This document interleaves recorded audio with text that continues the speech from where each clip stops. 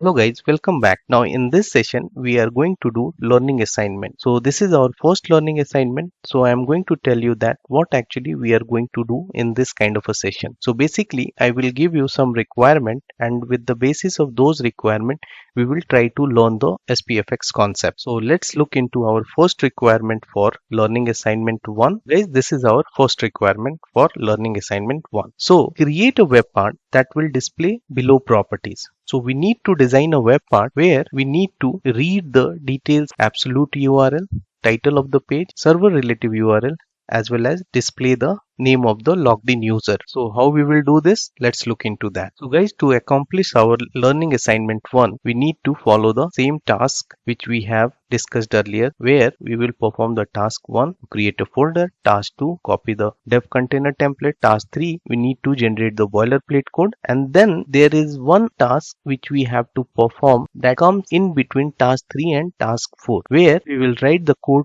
to read the absolute URL, title of the page, relative URL, as well as display name of the logged in user. So let's do it. So I will come over here, right click, new folder, lab03, and the name is learning assignment 1. So this is our task 1. Now I will go inside this dev container template and I will copy this one and I will go back into our lab folder and paste it over here. This is our task 2. Next, we need to open this in Visual Studio Code, and then we will select reopen in container so that it will start the SPFX dev container. So now it is starting SPFX dev container. So now next we will generate the boilerplate code. So how we will do that? Let's look into that. So I will click over here. This is already you know about this. So you need to write yo@Microsoft/ SharePoint. These steps you already aware about. Now click yes, specify the name of the solution. I'm going to keep it same, and over here I will select web part, and this is going to be our lab03 learning assignment 1. Enter. It is going to be no framework. So now it has started generating the boilerplate code. Now after completion of this, we will write the code which will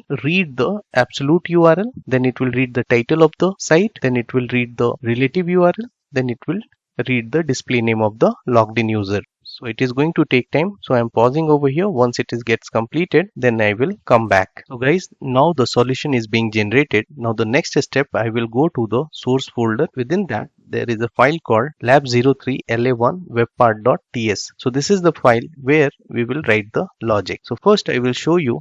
So guys, if you closely look into this code, you will find that there is a class called lab03la1 webpart, which gets extended from base client side web part. And from where it is coming? It is coming from the module at Microsoft sp-webpart base. So this is the module from which this particular base client side web part is coming, and that is what it gets extended. Our web part class gets extended through the base client side web part, and there is an interface that is for holding the properties, and that interface which is being defined over here that holds the description property. So now for our assignment, what I am going to do, I am going inside the render function and I will delete all these codes from line number 32 to line number 51, and next I will write the code. First line of code I will write for the absolute URL. So what I will write over here, I will tell that paragraph element p, and over here I will specify class name for this particular element. I'm going to leverage the same class which is being used over here, that is class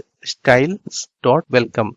So from where it is coming? So let's look into that. I will tell you. So it is coming from this particular SCSS file. See here we are having .welcome. It is just aligning to the center, and that is what I want to do. I also want to display the text at the center. So for this I am going to use this particular styles, and over here I will specify absolute URL. Now next I need to get the absolute URL of the current page. So how we will do that? We need to write $bracket. We will use escape function, and within that I will write the following code. So what actually this code is, we will tell that this dot context over here representing the web part, and from there I am telling that I need the page context. So it will return me the page context, and from the page context I want the web property, and from the web property I want absolute URL. So this particular line of code will return us the absolute URL of the current page. Now what is our next requirement? Let's look into that. Next we have to read the title of the page. So how we will do that? Let's look into the, to get the title of the page, what we will do, we will first copy the same line of code, paste it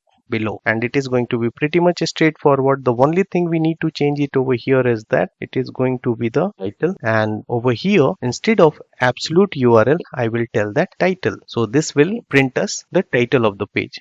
Next, what we are having the server relative URL. So this is the server relative URL. So let's do that. Again, I will copy it, Control C, Control V, and over here I will remove this title and I will tell that server relative URL, and over here I will specify the relative URL. This is our server relative URL. So this will return us the relative URL of the current page. Now the last one is the display name. So this we have already seen. So how we will do that? Let's look into it. So again I will do that, Control C, Control V, and over here I will tell that display name, and this time I don't want the web property. So what we want the user property. So I will grab the user property from this place. So I will tell it over here user, and from the user property I want to display the display name. So I want to grab the display name. So over here we will get the display name. So now we have completed our learning assignment 1. So the next step is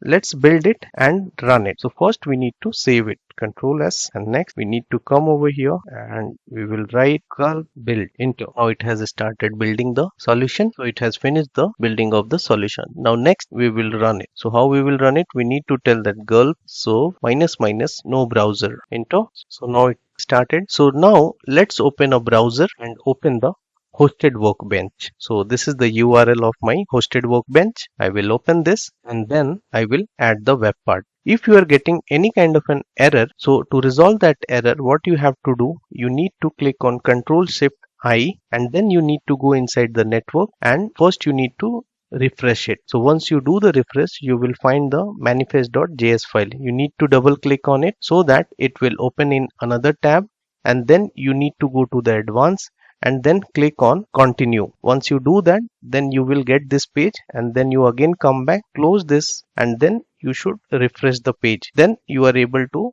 run this particular workbench. Now you will click on this plus icon, and then we will get this particular lab03 LA web part. Click on it. Now over here we are not getting the expected output. So what we will do, we will go back to the Visual Studio Code and fix the issue. And over here I did a mistake. I missed this particular double quotes while doing the copy pasting. So let me put it over here. Now this will fix our issue. Now once we done the changes, we will stop this and then we will run the gulp serve again. Control C, and over here I will write gulp serve minus minus no browser enter. So now it is started. Now it completely started. Let's go back to the browser. Over here I will close this one and refresh it. Now you will see it over here. We have fixed the issue. So over here you will find that absolute URL. It is giving us the absolute URL. Title is SPFX exercises. Server relative URL, it is sites SP exercises. Then the display name is my name Mukesh Ranjan, and this is what our learning assignment 1. So now let's wrap our session. So in this session we have done a learning assignment 1 where we have seen how to grab the information about absolute URL, title of the page, and server relative URL, as well as the display name of the currently logged in user. So I hope you enjoyed this session. So on this note, I am stopping over here. See you in the next session. Till then, bye bye. Take care.